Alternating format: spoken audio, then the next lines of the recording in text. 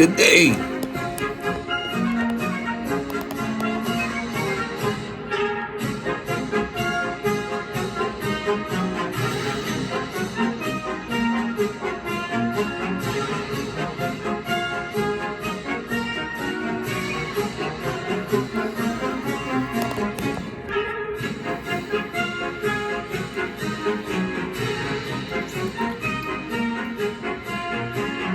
Folks at home to study their faces without us talking over them too much. I'm excited. Their personal dynamics are really something to watch. I'm excited because I know the money's coming. Jill Biden, both leaving their positions as First Lady and Second Gentleman, and Martha Raddatz, Jill Biden, she stood by her husband until that very moment, obviously, to get out. And she even defended that decision, too. But if there was one person who did believe in her husband right until the end, obviously, it was Jill Biden. And you can see a little bit of that in her face today. You can see it in her face. She's obviously smiling today and gracious in public. But this must be one of the most difficult days she has ever had. She defended Joe Biden under great criticism during those last few months when Democrats were really starting to doubt whether he could carry on. This is ridiculous. After that debate, Yeah, she told him after that debate, that very disastrous debate for Joe Biden, that he did okay. He was great. And she continued to tell him that for months and months, and to this very day. It's not only hard for her in that situation, it's hard Look at that, y'all. for any first family to leave the White House and start a new life. I mean, we talked about Jimmy Carter a few weeks ago and how extraordinary he was. We saw Doug Emhoff. He just put his arm around Jill Biden. They put their heads to each other. You can see the emotion in his face as well. Yeah, very, very difficult for both of them, obviously for different reasons as well. And Doug Emhoff has been an astonishingly proud husband of Kamala Harris and what he has said about her. And This is great. His speech at the DNC was a lively one, a supportive one, a funny one. They never thought it would end this way, but both putting on that face, putting on that smiling face. I also have to wonder, as I say to her, David, thinking about Barack Obama and Mike Pence, what that conversation between they and their spouses was like. What did Karen Pence and Mike Pence decide in the end? How did they come to that decision? What was Mike Pence saying? Was he trying to talk her into it or not? And same with Barack Obama. But those women are not going to be told what to do by those men. And another notable absence today is That's Nancy the Pelosi, problem. who played such a critical role in what we saw play out with That's Joe their Biden husband. and the decision for him to back out of the race. Now, of course, there certainly has been You don't plenty know your of damn friction place. and public battles between Nancy Pelosi and Donald Trump. I mean, who can forget her ripping up his State of the Union speech as she sat there over his shoulder? He has also, of course, Trump mocked the violent attack against Pelosi's husband. But Nancy Pelosi, in the end, played that critical role in pressuring Joe Biden to leave the race, really Inauguration. speaking up on behalf of the party, painting the political reality for him, and it has done lasting damage, it seems, to his relationship with Nancy Pelosi. He still, as far as we know, has not talked to Nancy Pelosi. They have not been able to repair that relationship, maybe sometime in the future, but it seems the Biden's not quite ready. This just is crazy. yet, Yeah, to listen. have that conversation, because Pelosi Who laid it on him and cares? said essentially, you I don't can't care win. if you don't have like to me. step I don't aside. care if you don't like my wife and all that. Listen, when I'm in charge, you do what I say. That's it. I'm in charge, you do what I tell you to do. You see Tim Cook from Apple there, Christina Ohm there as well.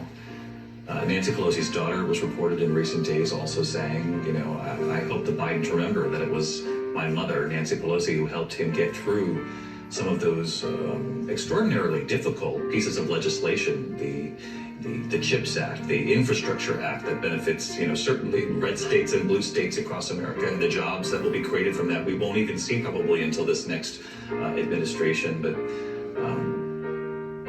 there are always these incredible turns for families who are connected politically and personally, John. And more so here because of what Mary has described, not just the tensions, monumental as they are, between Donald Trump and the Bidens and the Obamas, but also just within the Democratic side. I mean, to hear Joe Biden say recently that he thought he would have won. I mean, the message that's heard is he's claiming that if he had not been forced out of the race, that he would have beaten Donald Trump. And imagine how that goes over with those who were close to Kamala Harris and with Kamala Harris herself. He did add, she would have won too. She could have, I mean, she didn't win.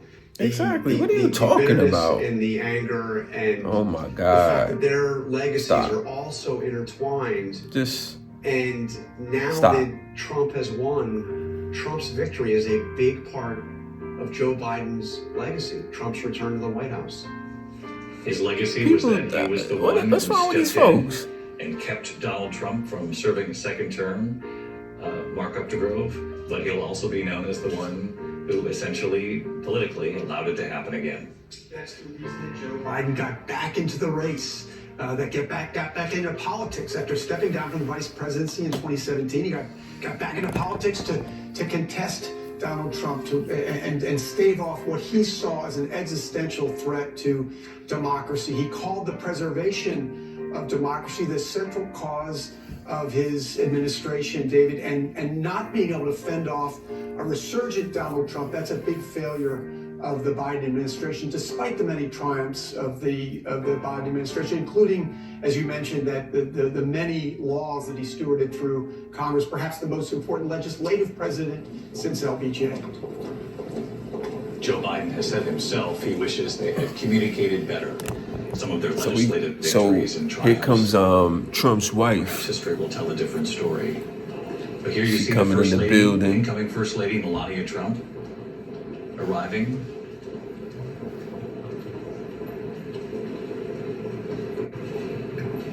That's what's up. Look at that, y'all.